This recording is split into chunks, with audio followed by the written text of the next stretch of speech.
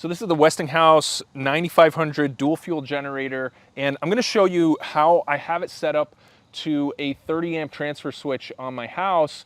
And you actually have the option of doing a 50 amp service if you want. It's like the same plug as an RV, 50 amp RV plug, or an electric car charging port, that sort of thing. But first, let me show you some of my favorite features of this generator. So this is a massive generator that's going to run at a peak of 12,500 watts. And the thing I really love about it is it's dual fuel. So what that means is you can run this on propane or gasoline, and it doesn't require you to like change any settings on the generator. Like, you can literally switch it over as it's running from propane to gasoline or from gasoline to propane just by turning this knob. It's as simple as that. And I just really love that feature because imagine, running out of gasoline in a storm or emergency situation.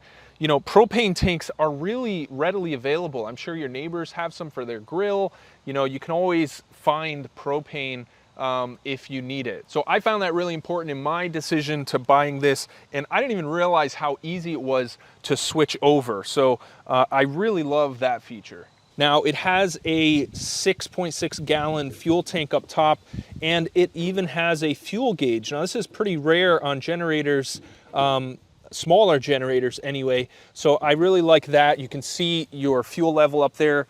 And as far as outlets, you have a pair of 20 amp GFCI outlets. So these give you 4 total 120 volt, 20 amp GFCI outlets in total. You also have a 30 amp L1430R outlet right here, and a 14-50R 50 amp outlet right here. So both of these are two-phase, so they're going to give you 120 volt or 240 volt with each of these plugs. The other thing that's awesome about this generator is it has electric start as an option. So you just turn this on, then you just press this button, and there you go.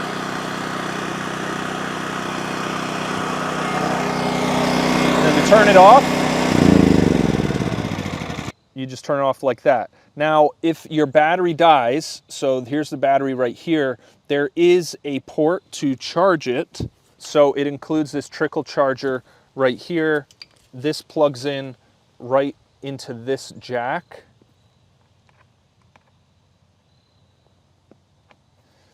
And then you just plug this into your wall while you have power, and that will trickle charge the battery so it's always ready to go. Now, on top of that, it has a wireless remote. So you just press this button and it will start. Now, if it fails to start, it'll actually reattempt and try again. So there you go. And then to turn it off, you just press this button. So that's just such a cool feature because you can have your generator all set up ready to go, and then right from the comfort of inside, you can just use the wireless remote to turn it on and off. Now, of course, you always want to have backup. So if your battery dies and the electric start isn't available, there's a pull start right here, and that starts it up pretty easily as well. So the generator is heavy, I'm not gonna lie about that, but it's got wheels on each side and this handle that comes out, so it's not too bad, like, once you get this leverage to wheel it around and pull it around, but it's a heavy generator. Here's the choke right here, you can adjust that. The air filter is easily accessible right here. Here's the fuel filter, and here's the shutoff valve for the fuel right here. Spark plug. Here's the exhaust. Here's the generator unit right here. Look at how massive that thing is. So this is the plug that I use to connect to my transfer switch.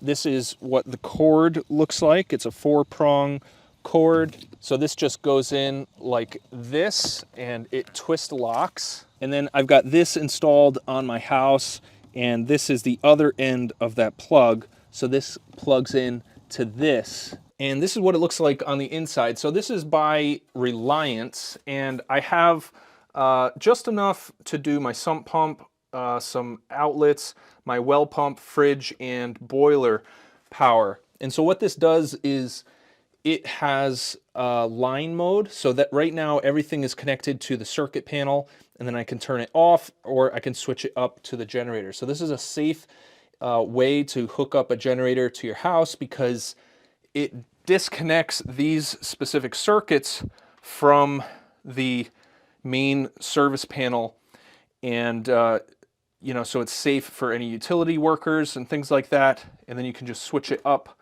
to generator mode, and now it's going to be searching for the power from the generator. All right, so that's my review of the Westinghouse 9500 dual fuel generator.